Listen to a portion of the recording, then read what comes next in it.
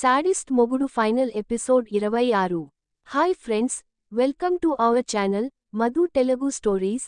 Friends, ఎవరైనా మన ఛానల్ని కొత్తగా చూస్తున్నట్లయితే వెంటనే సబ్స్క్రైబ్ చేసుకొని ఈ వీడియోని లైక్ చేసి షేర్ చేయండి.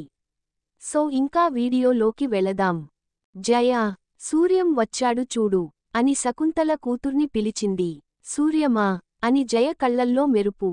ఏడీ, ఎక్కడా అని ఎదురుగా నిలబడే సూర్య అని గుర్తుపట్టిన భావం. జయ, నేను సూర్యని అని అతని కళ్లల్లో నీళ్లు. సూర్యం, అతని ముఖంలోకి నమ్మశక్యం కానట్టు చూస్తోంది జయ. నేనే జయ అని అతని గొంతులో ఏదో అడ్డుపడ్డయింది. నువ్వు నిజంగా సూర్యనివైనా అని అడిగింది. అవును అని సమాధానం ఇచ్చాడు. వెంటనే ఆమె ముఖం సంతోషంతో దీప్తిమంతమైంది. నాన్నా, సూర్యం చచ్చిపోలేదు, బతికే ఉన్నాడు అంది. అవునమ్మా, సూర్యం బతికే ఉన్నాడు అని అన్నాడు. సూర్యం, పద, మనమిద్దరం ఇక్కడనుంచి పారిపోదాం, లేకపోతే మా అమ్మ మనల్ని చంపేస్తుంది అని భయంగా తల్లివైపు చూస్తూ అతని చేతిని పట్టుకుంది. శకుంతల, నువ్వు లోపలికి వెళ్ళు అని లో గొంతుతో హెచ్చరించాడు బలరామశాస్త్రి. దాంతో ఆవిడ ఏడుస్తూ వెళ్ళిపోయింది. ఉన్నట్టుండి జయ సూర్యం వైపు తిరిగింది. నాకు సూర్యంతో ఎప్పుడో పెళ్ళైపోయింది, నేను కడుపుతో ఉన్నాను కూడా అని నవ్వసాగింది. బలరామశాస్త్రి మందు బిళ్ళ తెచ్చి ఆమె చేత మింగించాడు. నాకు పుట్టిన పాపని విజయవాడలో హాస్పిటల్లో వదిలేశాను, వెళ్ళి నా పాపని తెచ్చుకోవాలి, డబ్బులివ్వవా అని అలా ఒకదానికి ఒకటి పొంతన లేకుండా ఏదో ఒకటి మాట్లాడుతూనే నిద్రలోకి జారుకుంది. సూర్యం ముఖంలో బాధ, వేదన ప్రతిఫలిస్తున్నాయి. ఇలా అయిపోయావేమిటి జయా అని అస్పష్టంగా అన్నాడు ఆమె తల నిమురుతూ. దాంతో బాధపడకు బాబూ, కొన్నాళ్లు మందులు వాడితే జయ మామూలు మనిషి అవుతుందని డాక్టర్ చెప్పారు అని ఓదార్పుగా అన్నాడు బలరామశాస్త్రి. అంకుల్, నేను రోజు మీ ఇంటికి రావచ్చా అని సంకోచిస్తూనే అడిగాడు సూర్యం. తప్పకుండా రా బాబూ, నువ్వు కళ్ళ ముందుంటే జయ త్వరగా మామూలు మనిషి అవుతుంది అన్నాడయన అతని చేతిని తన చేతిలోకి తీసుకుంటూ. ఇక అమృత వాళ్ల ఇంట్లో. అరే, మా వదిన చెల్లెలు శిరీష అన్నాడు ప్రభాత్. అమృత అతను చూస్తున్న వైపు చూసింది. అప్పుడు వాళ్ళిద్దరూ రెస్టారెంట్లో ఉన్నారు. తామిద్దరు కూర్చున్న టేబుల్కి కుడివైపు వరసలో మధ్య టేబుల్ దగ్గర కూర్చున్న ఆ అమ్మాయిని మరోసారి చూశాడతను. ఆమెలో విరజ పోలికలు స్పష్టంగా కనిపిస్తున్నాయి. ఆమె అత్యంత ఆధునికంగా అలంకరించుకొని ఉంది. ఆమె పక్కనే కూర్చున్న యువకుడు అందంగా, హుందాగా ఉన్నాడు. ఖచ్చితంగా శిరీష, మా వదిన చెప్పనేలేదు, తను ఇక్కడికొస్తున్నట్టు అన్నాడు ప్రభాత్. ఒక్క నిమిషం, వెళ్ళి తనని పలకరిద్దాం రా అన్నాడు అమృతని. అమృత అతన్ని అనుసరించింది. హాయ్ శిరీష, వాట్ ఈ ప్లెజెంట్ సర్ప్రైజ్, ఆశ్చర్యార్థక చిహ్నం అన్నాడు చిరునవ్వుతో. అతని ఎవరో అతనికి తెలియదన్నట్టు ఆమె ప్రశ్నార్థకంగా చూసింది. నన్ను గుర్తుపట్టలేదా? నేను మీ అక్క మరిదిని, నన్ను ప్రభాత్ అని పిలుస్తారు. తను నా వైఫ్ అమృత అని తమాషాగా అన్నాడు. హాయ్ అంది అమృత చిరునవ్వుతో. అయ్యాం సారీ, మీరెవరో నాకు తెలియదు. మీరనుకుంటున్నట్టు నేను శిరీషని కాదు, నా పేరు నీరజ అందామే. దాంతో ఓ అయ్యాం సారీ అన్నాడు ప్రభాత్. చేసేదిలేక ప్రభాత్, అమృత వచ్చి టేబుల్ దగ్గర కూర్చున్నారు. అమృత నవ్వుతూ అంది, మనిషిని పోలిన మనుషులు ఉంటారు. ఈ అమ్మాయిని విరజక్క చూస్తే చెల్లి అని అమాంతం కౌగిలించుకునేది అని అంది అమృత. దానికి ప్రభాత్ కూడా నవ్వాడు. ఇంటికి వచ్చాక విరజతో అన్నాడు, వదినా, ఇవాళ రెస్టారెంట్లో ఒక అమ్మాయిని చూశాను. తను అచ్చం మీ చెల్లి శిరీషలా ఉంది. శిరీష అనుకొని ఆమెని పలకరించాను. తన పేరు శిరీష కాదని నీరజ అని చెప్పింది. అవునా అని నవ్వింది విరజ. నువ్వు రెస్టారెంట్లో చూసింది వేరే అమ్మాయిని కావచ్చు, కాని శిరీష ప్రాజెక్టు వర్క్ కోసం ఇక్కడికి వచ్చింది అంది విరజ. అదేమిటి, మరి తనని మన ఇంటికి రమ్మని పిలవలేదా నువ్వు అని అన్నాడు ప్రభాస్. పిలిచాను, ప్రాజెక్టు వర్క్ పూర్తయ్యాక వస్తుందిలే అని చెల్లెలికి ఫోన్ చేసింది. కాని అది స్విచ్ ఆఫ్ వస్తుంది.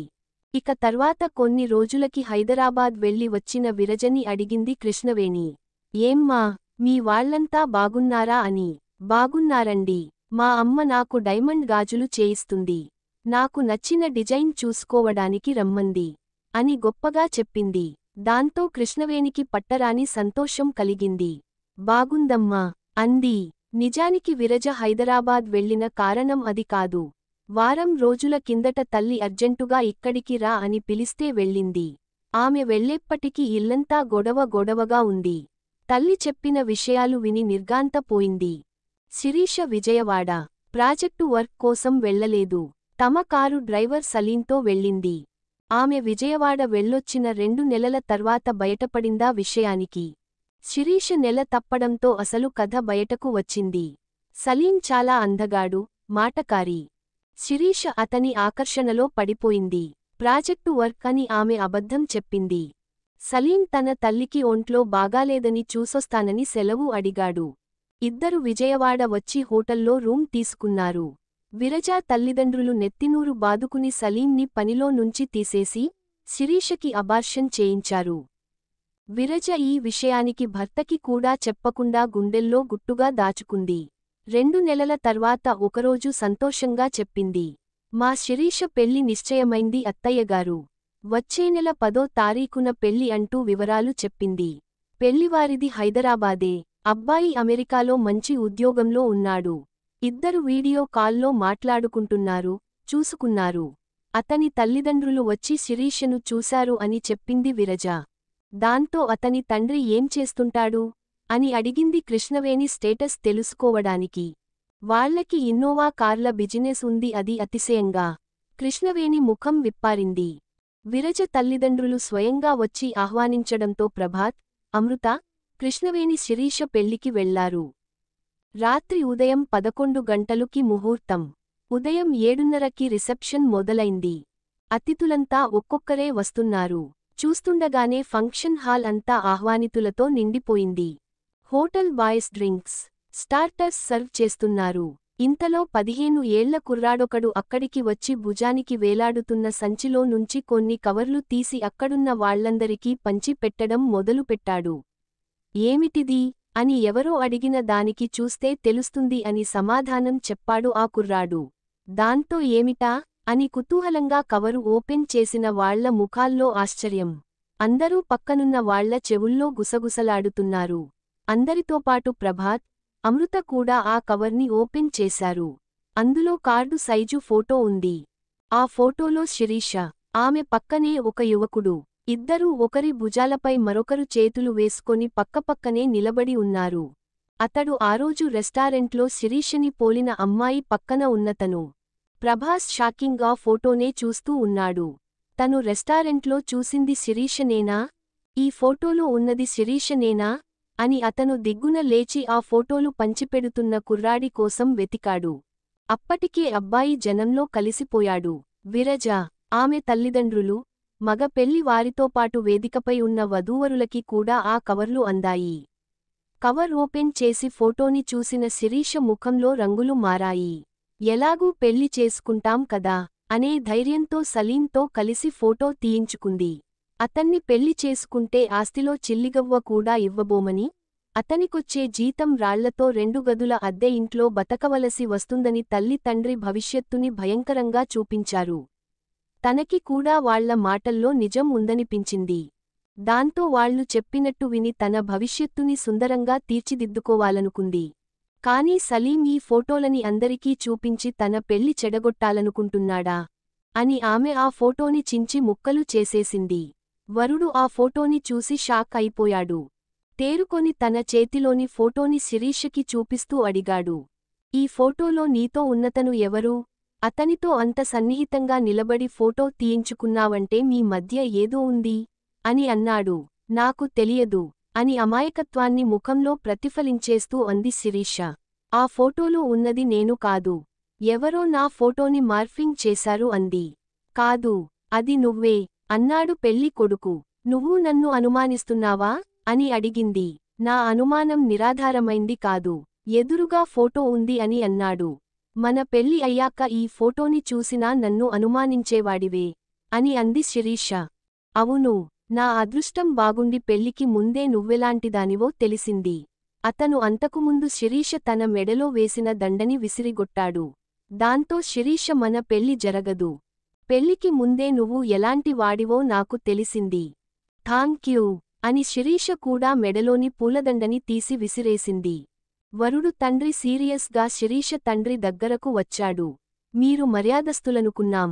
మీ అమ్మాయి క్యారెక్టర్ లేని మనిషని తెలియలేదు. మేం నీ పెళ్లి క్యాన్సిల్ చేసుకుంటున్నాం అని అరిచాడు. శిరీష అమాయకురాలని, ఆ ఫోటోని ఎవరో మార్ఫింగ్ చేశారని ఆమె తండ్రి ఎంతగా బతిమిలినా వరుడు తండ్రి వినిపించుకోలేదు. క్షణంలో ఫంక్షన్ హాల్ అంతా ఖాళీ అయిపోయింది.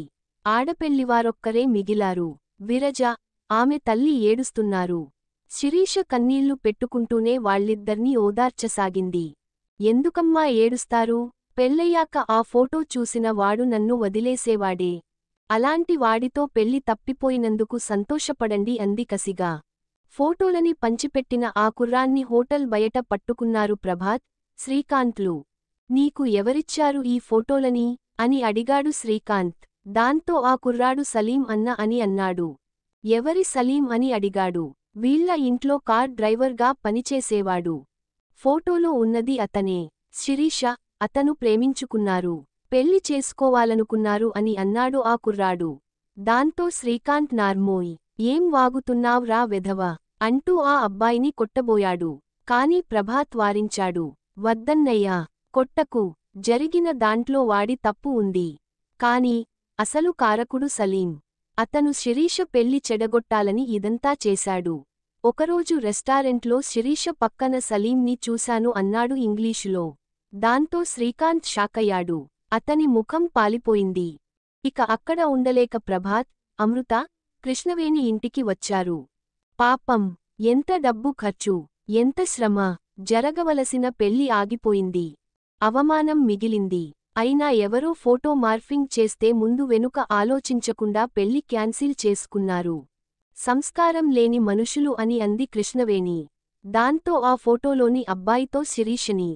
పాయింట్. రెస్టారెంట్లో అమృత, నేను చూసాం. అతని పేరు సలీం. వదిన వాళ్ల నాన్నగారి దగ్గర కారు డ్రైవర్గా పనిచేస్తుంటాడు అని నిదానంగా చెప్పాడు ప్రభాత్. దాంతో కృష్ణవేణికి నోటమాట రాలేదు. కొన్ని క్షణాల తర్వాత ఎలాగో గొంతు పెగల్చుకొని అడిగింది. శిరీష డబ్బున్న అమ్మాయి. ఆమెని పెళ్లి చేసుకుంటే లైఫ్లో సెటిలైపోవచ్చని సలీం ఆలోచించి ఉంటాడు. ఎలాగైనా శిరీష పెళ్లి చెడగొడితే గత్యంతరం లేక ఆమెని తనకిచ్చి పెళ్లి చేస్తారని ఆశపడ్డాడేమో. మళ్ళీ ఇంకో సంబంధం చూసిన వీడు చెడగాడతాడేమో రా అని అంది కృష్ణవేణి. దాంతో ప్రభాత్ అమ్మ, డబ్బు, పలుకుబడి ఉన్న వదిన నాన్నగారిలాంటి వాళ్లకి సలీంని అడ్డు తొలగించుకోవడం పెద్ద పనేమీ కాదు.